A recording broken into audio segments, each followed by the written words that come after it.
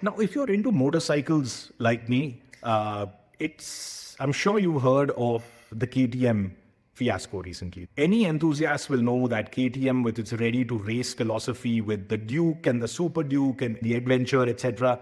I used to romance about the whole Paris to Dakar rally and how KTM's kind of dominated the entire thing.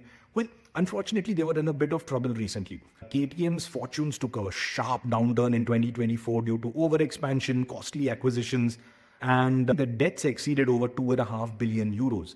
Now, many of you know Bajaj Auto effectively owned a part of KTM, and hence the synergies in India, etc., that we see with the Pulsar brand, etc.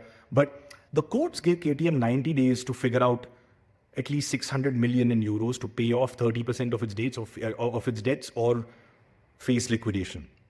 Bajaj, while remaining insulated to the whole thing, decided to basically become the white knight and actually save KTM. For Bajaj, the move was strategic and emotional in my view, for the simple reason that KTM is a global brand, has racing pedigree. Bajaj has huge production synergies in India, and getting into the lucrative but small European market also by piggybacking on KTM is something that would be awesome. I'm sure KTM already sells a lot of India manufactured motorcycles there.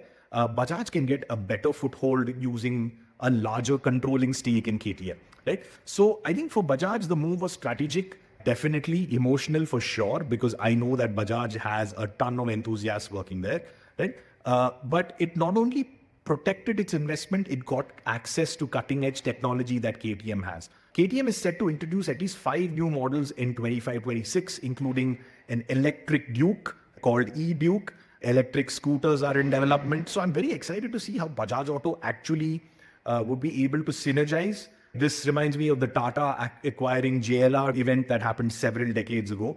But it'll be interesting to see how Bajaj Auto leverage this, not just for the Indian market, but for the global markets as well. Right. So let's wait and watch and, watch this space. The moment we have updates, I'll put them on.